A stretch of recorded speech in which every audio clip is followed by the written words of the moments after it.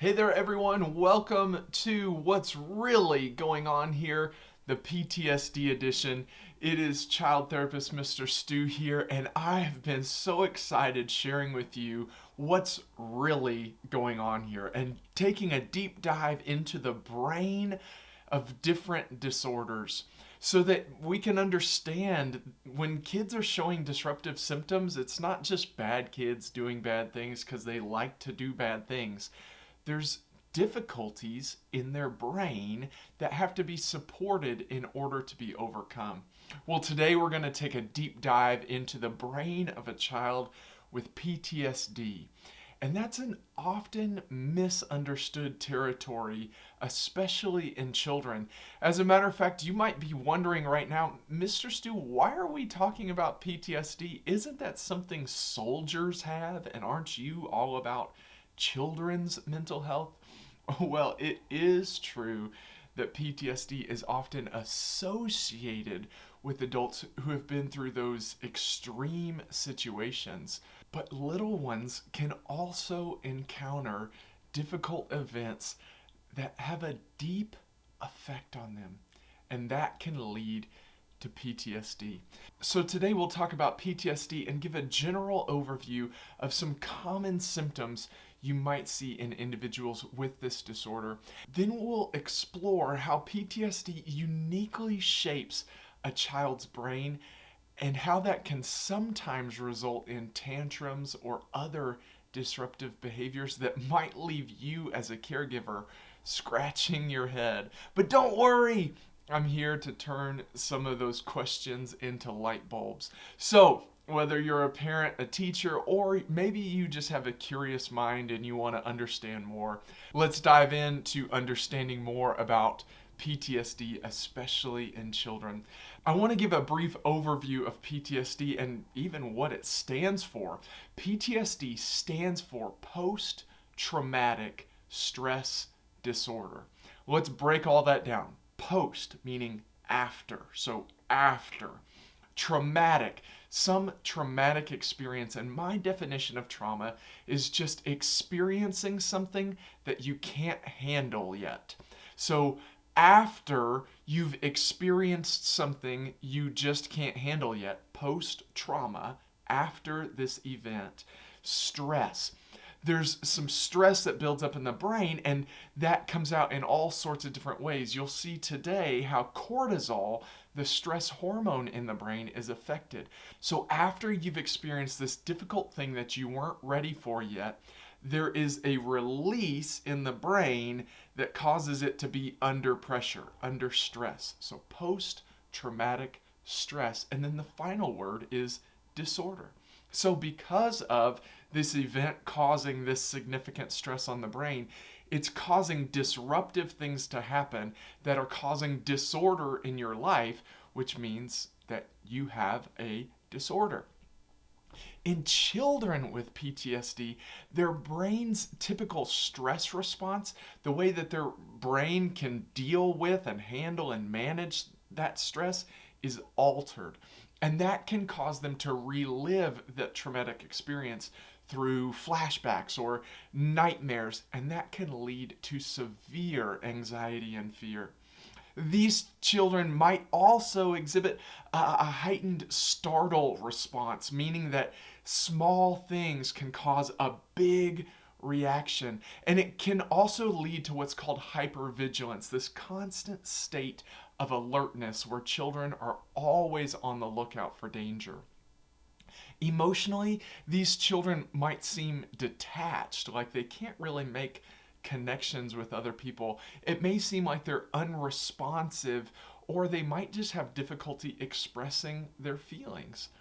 And as far as behaviors go, these children might act out the trauma during play that they have. They might have tantrums, or they may display disruptive behaviors, all because their brain is functioning differently and it's under stress, so it's not making good decisions.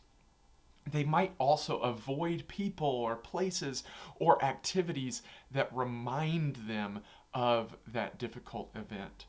It's important to remember that those are general symptoms and they can present in different ways for different people, and it can look vastly different from one person to another. And it could be that some children seem totally fine after something traumatic happens. And it could be that it seems like some children have an intense response. Some children may seem fine and then later have an intense response. There's no one way that trauma presents itself across different people. So understand that all of these reactions to trauma are appropriate, but some require more supports than others. Let's take a quick moment to remember the neurotypical brain and neurotypical brain functioning so that when we go into the PTSD brain, we've got that shared vocabulary. I'm going to have a brief overview now, but if you haven't taken the time yet to go and watch the neurotypical brain functioning video, the whole explanation, take some time to do that now. Head over and watch the neurotypical brain function video, then come right back here so that you can have a shared vocabulary and a full understanding of what I'm talking about. So let's talk about neurotypical brain functioning. I'm just going to go through it real quick like I have in the past. Neurotypical brain, here it is. You can see that we've got the piece at the bottom, this heart rate monitor piece, that is the brain stem, and it is the brain's autopilot responsible for all of the things that happen automatically. Then back here there is the scale, the cerebellum, that has a lot to do with motor coordination and different motor functions. Up here we've got the occipital lobe. It is primarily responsible for processing visual information. Then we have the parietal lobe that's responsible for the senses of touch and taste overlaps into this frontal lobe. This is the part of the brain mostly responsible for executive functions like problem solving, planning ahead, time management. Then in the middle here we have the temporal lobe, responsible mainly for auditory processing, smell processing, memory formation and storing, and this piece here, the amygdala, the brain's smoke detector that goes off anytime it senses fear. We also have our neurotransmitters, dopamine, the reward chemical, serotonin, that chemical that helps you feel like a weighted blanket and helps regulate mood and appetite and sleep. Norepinephrine, the brain's steroid that helps fuel all sorts of things, including that fight, flight, fear response. Then there's GABA, gamma-aminobutyric acid. It's a modulator that helps make sure things don't get too excited. There's glutamate. Glutamate is the chemical that helps form a bunch of connections. Glutamate loves to form connections between different pieces of the brain and loves to help different pieces of the brain all communicate with each other. And then finally there is cortisol, the brain's stress hormone. You'll see how this one and others are a bit out of whack in those individuals with PTSD. Let's talk now about the symptoms of PTSD, because many times people will hear that their child has had a nightmare and they'll assume that that means that their child has PTSD, or their child will go through something that they assume was traumatic for the child, and they'll just assume that that must mean that the child is going to have PTSD. But as with all the other disorders, remember, it's not just one thing. There's not just one criteria. There are all sorts of criteria that have to be met. As a matter of fact, PTSD is a pretty complicated one as far as understanding what qualifications must be met in order for someone to be diagnosed with PTSD. According to the DSM-5, and if you've watched the other videos, you know that's the Diagnostic Statistical Manual for Mental Health Disorders, 5th edition. It's the book that mental health practitioners use to diagnose people with various disorders. And according to the DSM-5, post-traumatic stress disorder, or PTSD, there are symptoms grouped into 4 main categories. The 4 categories are re-experiencing symptoms, avoidance symptoms, cognition and mood symptoms, and arousal reactivity symptoms. So there's those 4 different categories, and I'll go into detail about what those 4 categories are. But keep in mind that while I'm talking about those 4 categories, in order for an adult to be diagnosed with PTSD, they have to be showing for at least 1 month, at least 1 re-experiencing symptom, at least 1 avoidance symptom, at least 2 arousal and reactivity symptoms, and at least 2 cognition and mood symptoms. That's a minimum of 6 symptoms that must be met in order for someone to qualify with being diagnosed with PTSD. So that's the cutoff for anyone age 7 and up. For children age 6 years and younger to be diagnosed with PTSD, it requires at least 1 re-experiencing symptom, at least 1 avoidance symptom, and at least 2 arousal and reactivity symptoms. That's a minimum of 4 symptoms. So just one thing doesn't mean that a child or anyone has PTSD. They have to have at least 4 symptoms if they're 6 years and younger, and they have to have at least 6 symptoms if they're 7 years old or older. Do you see now it's about more than just having a nightmare? Let's talk about those re-experiencing symptoms. In both children and adults, it's required that they have at least one of these symptoms for at least 1 month or longer. A re-experiencing symptom is something that's associated with that traumatic event, and it begins after the event occurs. Some of these symptoms can include recurrent or involuntary or distressing memories of the traumatic event that they just pop in and it's difficult to get them to go away. Recurrent distressing dreams related to the event, not just one dream one time, but recurrent dreams about the event. Dissociative reactions like flashbacks, where it almost feels to the person like the traumatic event is reoccurring, or intense or prolonged psychological distress, or if someone can notice that there's a physiological reaction, that there is just a response in the body to cues that symbolize or resemble an aspect of the traumatic event. So that's those intrusive re-experiencing symptoms, and at least one of those has to be present for at least 1 month in order for someone to be diagnosed with PTSD. Then there are the avoidance symptoms. In children ages 6 years and younger, there has to be at least 1 avoidance symptom. In adults, there also has to be at least 1 avoidance symptom. In both cases, it has to be happening for at least a month after the event. This is a persistent effort to avoid anything associated with the trauma. It could be avoidance or effort given to avoid distressing memories or thoughts or feelings about things that are related to the event. Or maybe external reminders like people, places, conversations, activities, objects, situations that cause the person to reflect on the traumatic event.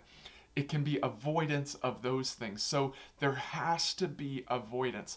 There has to be at least one of the re-experiencing symptoms and at least one of the avoidance symptoms for at least a month. Then there's some negative alterations that can happen in cognitive processing and thinking and in mood, and those things are associated with the traumatic event. In people at least 7 years old and older, at least 2 of these things have to be present for them to be diagnosed with PTSD. This could come out as an inability to remember an important aspect of the trauma. This is called dissociative amnesia, where the person actually forgets different, especially very intense parts of the trauma. It could be that they have persistent and exaggerated negative beliefs, either about themselves, about other people, or about the world in general. It could be that they have persistent or altered cognitions and thoughts about the cause or consequences of the trauma. And that can lead to either self blame or blaming other people for this event that took place. It could be that they're just in a constant negative emotional state, either constantly afraid, constantly sad, constantly angry. They can show diminished interest or participation in activities that they used to really enjoy. There could be some feelings of detachment or feeling disconnected or estranged from other people, and just a persistent inability to experience positive emotions. So, there has to be at least some re experiencing, at least some avoidance, and at least some cognitive and mood symptoms for at least a month if the person is at least 7 years old or older. It's not just about one thing, and it's not just about bad dreams. And then finally, in both children age 6 and younger and adults, those people age 7 and older in this disorder, have to have at least 2 of these arousal reactivity symptoms that are associated with the traumatic event. Now let's talk about the arousal and reactivity symptoms. In both adults and children, there have to be at least 2 of these symptoms present for at least a month for someone to be diagnosed with PTSD. These symptoms can include just irritable behavior and angry outbursts. This is typically expressed as either verbal or physical aggression directed toward other people or towards property or objects. Another symptom is reckless or self-destructive behavior. Another, hypervigilance, just that constant looking for something to happen. An exaggerated startle response. We talked about that a little bit earlier, but how small things might lead to a giant reaction. There could be problems with concentration and sleep disturbances. Now let's recap everything. The DSM-5 breaks PTSD into 2 different groups: children age 6 and under and everybody else. In children age 6 and under, there has to be at least 1 re-experiencing symptom, at least 1 avoidance symptom, and at least 2 arousal and reactivity symptoms for at least 1 month. That's 4 symptoms for at least a month. If your child has been having nightmares for a week, they don't yet qualify to be diagnosed with PTSD. In adults, that's all people age 7 and older, according to the DSM-5 for this disorder. There has to be at least 1 re-experiencing symptom, at least 1 avoidance symptom, at least 2 cognition or mood symptoms, and at least 2 arousal and reactivity symptoms. All of that forms this very comprehensive, very complicated disorder of PTSD. Now that we know all of the things that make up PTSD, we know the fruit, we know the things that can be seen. Let's talk now about the root, the things you can't see, but the reason that all of these symptoms happen in the first place. Why do kids with PTSD have difficulties controlling their fears and their emotional responses to those fears? Let's see it. Here is I'll talk about each piece in detail, but first let's just look. There is a lot going on here, especially related to the neurotypical brain. At first glance, it's just overwhelming, if nothing else. For this brain model, I'd like to start by discussing the neurotransmitters and then talk about how those neurotransmitters cause all sorts of disruption in the functionality of the brain. So since we've already recapped what the neurotransmitters are responsible for in neurotypical functioning, let's talk now about how they operate in a brain of someone with PTSD. In the mind of someone with PTSD, there are some differences in these neurotransmitters. First off, there are a few of the neurotransmitters that are at a low dose, that they are at a suboptimal level that does not allow them to do everything that they are designed to do. These three main neurotransmitters are dopamine. Because dopamine is low, it is the brain's pleasure chemical, the chemical responsible for making us feel good. Because dopamine is decreased, it's hard for these individuals to feel pleasure, to feel positive about different things, even if it's things that used to bring a lot of joy, a lot of pleasure to them. Next is a decrease in serotonin. Serotonin is the brain's weighted comfort blanket and helps regulate sleep and mood and appetite.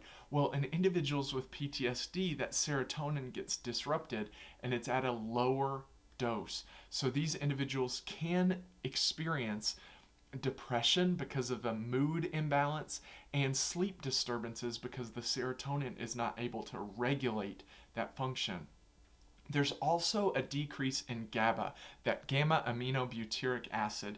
And if you've watched the anxiety video, you know that gamma aminobutyric acid also has a lot to do with being able to calm down the brain when it gets overly excited or overly afraid. Because in individuals with PTSD, that GABA is decreased, it's harder for them to regulate when they are feeling their fear response. Those are some of the chemicals that are at a low level or a suboptimal level. Let's talk now about some of the chemicals that are at a heightened level. There are two chemicals in the brain of people with PTSD that are at a raised level. One is cortisol. That's the brain's stress hormone. And an increase in cortisol creates an overactive fight or flight response. It also can lead to what's called chronic stress. Basically, stress is the brain feeling under pressure. Because of an increased amount of cortisol, the brain can have an overactive fight or flight response. Imagine if you're already worried about something and then something else comes along, you're going to have a greater response to that. Well, because cortisol is already high, the brain is already under stress, so it's more likely to snap back and have that overactive fight or flight that can come out in mood dysfunction because the person is feeling under stress constantly. This can also lead to a condition called chronic stress, where the brain actually doesn't know how to function unless it's under stress. In individuals with PTSD, feeling calm and relaxed can actually feel very scary and unpredictable because the brain is so used to being under stress for so long. Another chemical that is at a heightened level in individuals with PTSD is the neurotransmitter norepinephrine. Norepinephrine is that brain's steroid, and because it's at a heightened level in individuals with PTSD, it can lead to vigilance or hypervigilance, where the person is constantly on the lookout for something bad to happen. This also leads to that overactive fight or flight response by fueling the amygdala, and because GABA is decreased in these individuals, it's harder for them to calm down once they do experience that fight or flight response. You can see that this is much more chaotic than just, oh, something difficult happened, and now they're having nightmares about it. There's a lot going on in the brain. Let's identify now how those neurotransmitter changes affect the functioning of the brain. Let's go down here to our brainstem. You can see in individuals with PTSD, this brainstem looks different. In a neurotypical brain function, it's that normal heart rate monitor that's just beeping all nice. In the brain with PTSD, as in the brain with anxiety disorders, the brainstem is at a heightened state of arousal, meaning that this autopilot causes things to work faster and harder than they should be working. Because the brainstem is also responsible for digestion, and that digestion is at an increased rate, so it can make the stomach feel like it's turning. Over here, you can see our cerebellum friend that should be all in balance is feeling wonky. They are stumbling all over the place. Why? Because those neurotransmitters that help to regulate things like GABA, are at a decreased level. Serotonin is at a decreased level. And so while it should be able to regulate, the cerebellum is not able to do that. That can lead to a sense of vertigo in individuals with PTSD. You can see back here that the occipital lobe, which is responsible for visual processing, as in individuals with anxiety disorders, individuals with PTSD, this occipital lobe almost turns into a microscope, like it's looking for something bad to happen. Then I want to skip over here to the frontal lobe before I come back to the parietal lobe and the temporal lobe. But here, you can see that the frontal lobe is acting at a sloth's pace. That the frontal lobe, yes, it's there, and yes, it's online, but it's not really functioning at an optimal level. It's moving a little bit slower, and the reason for that is because of that heightened fight or flight response. If you watch the video about anxiety disorders, you know that when the fight or flight response goes off, the frontal lobe is less active. Well, the same is true in individuals with PTSD. As their heightened fight or flight response goes off, or as they're under chronic stress, that frontal lobe just starts to work slower and it's not at its optimal functioning. Let's talk now about the amygdala, then we'll come back to the parietal lobe and the temporal lobe. This is the main difference in understanding PTSD versus other anxiety disorders. In other anxiety disorders, the heightened amygdala activity is due to neurotransmitter dysfunction, due to a chemical imbalance. In PTSD, there's also some of that chemical imbalance, but the amygdala has been trained. It's not only a chemical imbalance, it's a chemical imbalance plus this slobbering dog. Maybe you remember from a psychology class Pavlov's dog, that Pavlov would give the dog a steak and ring a bell and the dog would slobber. And over time, Pavlov kept giving the dog a steak and ringing the bell and the dog would slobber. And then eventually Pavlov could just ring the bell and the dog would slobber. That's how the amygdala works in the brain of someone with PTSD. They heard a sound, experienced something traumatic, their fear response went off. They heard a sound, they experienced something traumatic, their fear response went off. Well, then what can happen if that sound or that traumatic experience is intense, then just hearing the sound will cause the fear response to go off and you can skip experiencing the traumatic event. It's just the sound causes that fear response, that fight or flight response to go off. That's the main difference between PTSD and anxiety disorders. This is also how some specific phobias happen.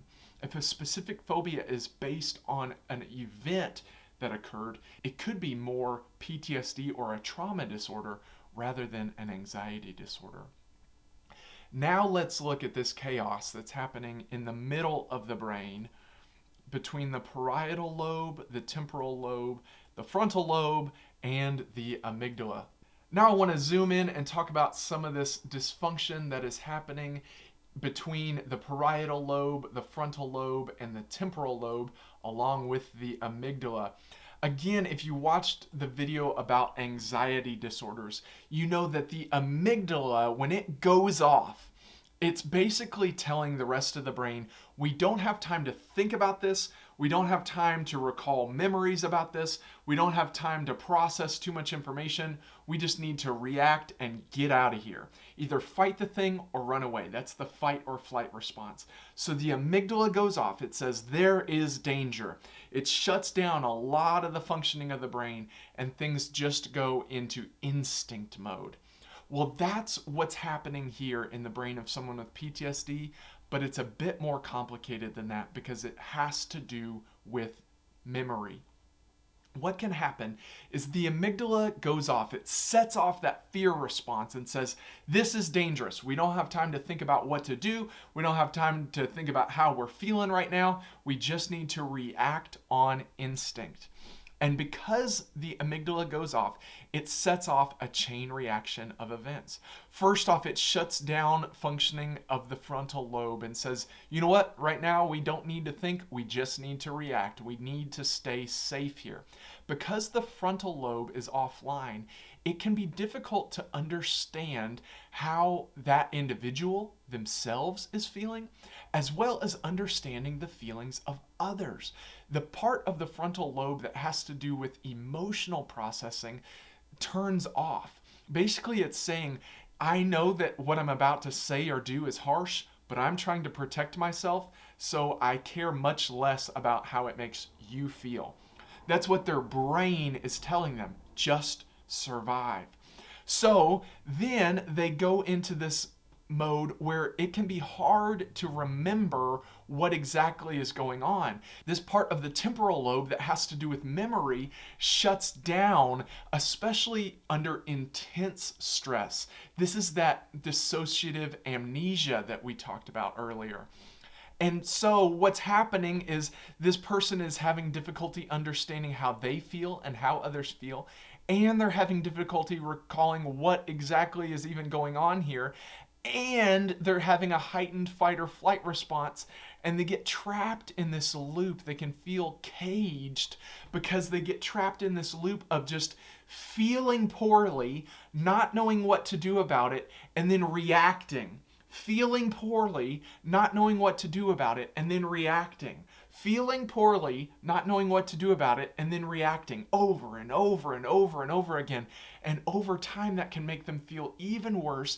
And there can be those feelings of, oh, this is all my fault, and I'm all alone here, all because I'm a terrible person. Why? Because their brain wasn't fully online. It's not just about experiencing something difficult and then having a nightmare about it. It's about literal changes in the brain. These are not just bad kids doing bad things because they like to do bad things. What's really going on here is brain dysfunction. You can imagine how chaotic it would be to be trapped in that loop of wanting to form connections with other people, not knowing why you can't seem to do that, and then feeling bad about yourself because of it, and then trying to avoid people so that you don't feel that way, then trying to avoid it even more, and you get trapped in this loop. That can lead to some of those depressive symptoms. So you see now not just the fruit, the things you can see, you understand the root, where those fruits are coming from. And when you understand the roots, then you can have more empathy and you can have more understanding. But even more importantly, you can design supports that can work for you and your situation, because you know, all right, it's not just about telling them to stop being disruptive. It's about calming that fight or flight response. It's about bringing the brain back online. So let me tell you about 3 strategies that you can use to support children who suffer from PTSD. The first is a strategy for older kids called thought challenging. Thought challenging is basically what it sounds like. It's challenging thoughts. The reason that this works better for older children is because they will have a vocabulary to be able to explain their thoughts and be able to identify the feelings associated with those thoughts. For young children, those concepts can be pretty difficult, so this thought challenging idea isn't as effective with kids under about the age of 12.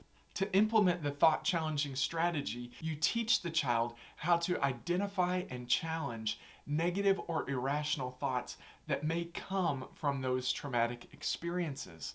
This involves recognizing the thoughts, questioning whether or not those thoughts are valid, and then replacing them with more balanced and realistic thoughts.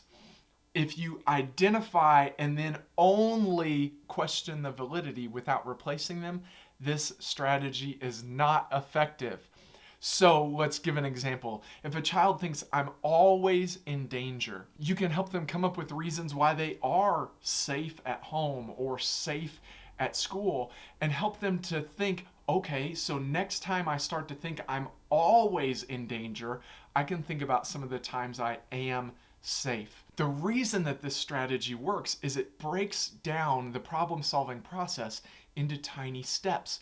Rather than requiring the frontal lobe to be working at optimal capacity, now the child only has to think about, okay, what are my negative thoughts?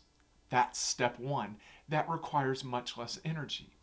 Then you can think about, okay, what is the evidence to the contrary? Now I'm doing one step at a time. Rather than trying to do a complex problem solving, I'm just solving simple problems one step at a time. Another strategy that really works in individuals with PTSD, especially children, is physical activity. It just burns off some of that pent up energy.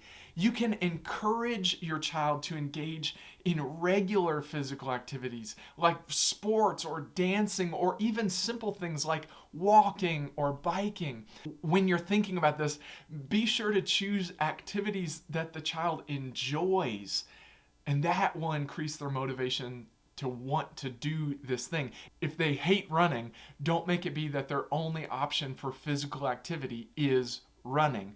They can dance or they could play a sport. Here's why physical activity works. It helps regulate the body's stress response system, including the dysregulated cortisol and norepinephrine levels. That's right, physical activity can actually bring down cortisol and norepinephrine in the brain. What happens in people with PTSD is the brain is constantly responding as if it's under stress. Intense physical activity shows the body and shows the brain what intense stress really feels like. So that if the body is not feeling that way, if it's not breathing heavy, if it's not sweating, if it doesn't have a rapid heartbeat, then the brain can start to say, oh, I must not be under stress because I know what stress feels like. That's what it feels like when I'm playing the sport or running the mile or dancing as hard as I can. That's what stress feels like. And so it decreases the amount of cortisol the brain feels like it needs to produce. It decreases the amount of norepinephrine that the brain feels like it has to produce. And a third strategy is expressive arts. This can be used as a safe way to confront topics that seem unsafe, especially in children. You can introduce your child or the children in your care to all kinds of different arts like drawing or painting or even music or drama.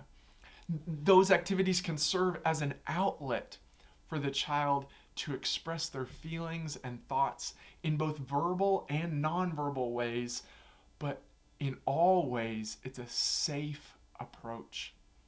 The reason that this works is because expressive arts help modulate the overactivity in the amygdala, that amygdala that's constantly going off. Because art brings in so much of the brain, it helps calm down the amygdala, and it calms down that heightened fight, flight, fear response, and can actually engage with more of the memory from the experience as you engage different senses through creative expression. Children can process their trauma and their emotions in a way that they are in control of. I know that this crayon is not going to get out of control as long as it's in my hand. And that can lessen their fear response and allow them to engage more with the traumatic experience and deal with the trauma because they're approaching it in such a safe way. You can see now what's really going on here with PTSD. In children that are experiencing tantrums or difficulty making connections, it's not just bad kids doing bad things because they like to do bad things. There's actual brain dysfunction. And because you cared enough to understand that dysfunction, you can now implement support strategies that help your child regain control. That'll be building a stronger relationship between you and your child as they see that you are there through the good times, the tough times, and everything in between. And you'll be setting them up for success as you help them re-regulate and understand and take back control of that overactive, stressed out mind. Hopefully you'll check out more of the What's Really Going On Here series. And as always, like, subscribe to Mr. Stu TV Parents, Mr. Stu TV, and everywhere across social media at Mr. Stu TV. I'll be back again very soon. Till then, spread the word, share the love. Bye-bye.